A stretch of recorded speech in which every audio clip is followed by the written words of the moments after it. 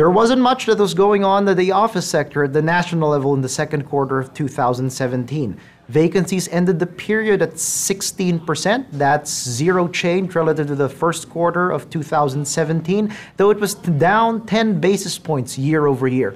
For perspective, office vacancies peaked in the third quarter of 2010 at 17.6%, and it has only descended by 160 basis points to 16% after about 7 years. In the previous cycle, it peaked at 17% in 2002 or so, and really went down to around 12.5%, a good 500 plus basis point decline before the next recession set in 2008 or so. So it's been a very slow progression for the office sector.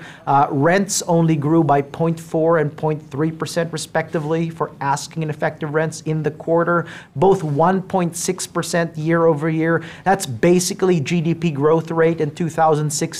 Things have been slow going for the office sector. There hasn't been much new construction, though you might see news from other sources saying there's a lot of building here and there. A lot of it might be owner-occupied properties or build-to-suits. For multi-tenant or single-tenant competitive market rate properties, which is what we track here at Reis, there hasn't been much going on. In fact, you'd be hard-pressed to find a source of finance to actually go and say, look, I will lend you a loan at 80% LTV if you don't have significant pre-leasing commitments yet for the new project you're proposing. Now, with that said, is that really a surprise? GDP has grown by only 2.1% from the end of the recession in 2009 through 2015. GDP growth actually slowed down to 1.6% in 2016. We'll see where we end 2017 given the Trump trade, although a lot of pundits out there have really scaled back on their expectations from 3+% growth to maybe just slightly above 2%.